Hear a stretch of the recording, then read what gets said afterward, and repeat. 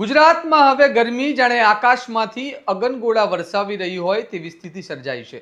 રાજ્યના અનેક જિલ્લાઓમાં તાપમાન 43 ડિગ્રીને પાર પહોંચી ગયું છે અને અમદાવાદ સહિત 7 જિલ્લાઓમાં હીટવેવ જેવી સ્થિતિ ઊભી થતા હવામાન વિભાગે ઓરેન્જ એલર્ટ જાહેર કર્યું છે અને નિષ્ણાંતો ચેતવણી આપી રહ્યા છે કે આગામી દિવસોમાં તાપમાન હજુ વધી શકે છે।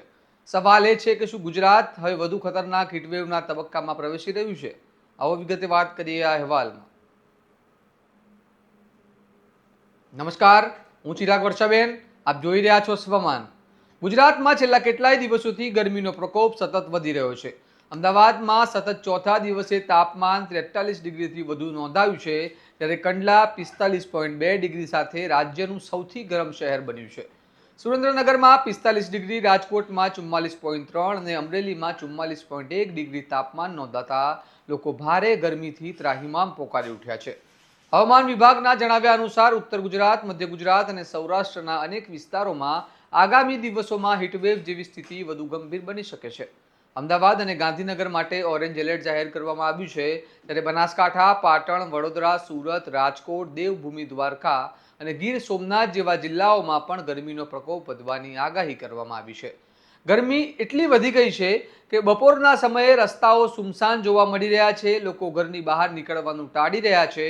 હોસ્પિટલોમાં હીટસ્ટ્રોક, ડિહાઇડ્રેશન અને થાકના કેસોમાં વધારો થવાની આશંકા વ્યક્ત કરવામાં આવી રહી છે। ખાસ કરીને વૃદ્ધો, નાના બાળકો અને ખુલ્લામાં કામ કરતા મજૂરો માટે આ ગરમી વધુ જોખમી બની રહી છે। હવામાન નિષ્ણાંતોનું કહેવું છે કે છેલ્લા કેટલાય દિવસોમાં પશ્ચિમ વિક્ષેપની અસર ઘટતા હવે સૂકા અને ગરમ પવનો ફૂંકાઈ રહ્યા છે, જેના કારણે ગરમી વધુ તીવ્ર અનુભવાઈ રહી છે અને આગામી 5 દિવસ સુધી તાપમાનમાં 2 ડિગ્રીથી 3 ડિગ્રી સુધીનો વધારો થઈ શકે છે। પરંતુ હવે આ ફક્ત એક સામાન્ય ઉનાળો રહ્યો નથી, કારણ કે છેલ્લા કેટલાય વર્ષોમાં ગુજરાતમાં ગરમીના રેકોર્ડ સતત તૂટી રહ્યા છે। શહેરોમાં વધતું કોન્ક્રીટ, ઘટતી હરિયાળી, પાણીના સ્તરમાં ઘટાડો અને ક્લાઇમેટ ચેન્જ જેવા પરિબળો હવે હીટવેવને વધુ ખતરનાક બનાવી રહ્યા છે, જેના કારણે માત્ર આરોગ્ય નહીં પરંતુ પાણી, વીજળી, ખેતી અને રોજિંદા જીવન પર પણ સીધી અસર પડી રહી છે। ખાસ કરીને દૈનિક મજૂરી કરતા લોકો માટે આ પરિસ્થિતિ વધુ કઠિન બની રહી છે, કારણ કે એક તરફ ગરમીમાં કામ કરવું મુશ્કેલ બની રહ્યું છે અને બીજી તરફ કામ બંધ રાખે તો આવક પર પણ અસર પડી રહી છે।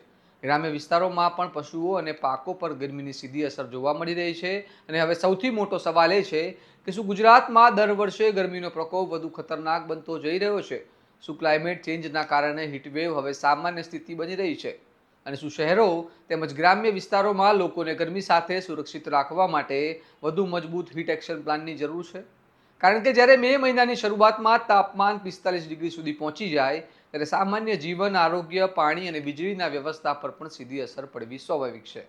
આ સમગ્ર મામલે તમારું શું મંતવ્ય છે? શું ગુજરાતમાં વધતી ગરમી હવે ગંભીર ચેતવણી બની રહી છે અને શું હીટવેવ સામે લાંબા ગાળાની તૈયારી કરવાની જરૂર છે? અમને કમેન્ટ કરીને જરૂર જણાવો અને આવા જ વિશ્લેષણાત્મક સમાચાર માટે તમારા સ્વમાનને લાઇક, શેર અને સબસ્ક્રાઇબ કરવાનું ભૂલતા નહીં। નમસ્કાર।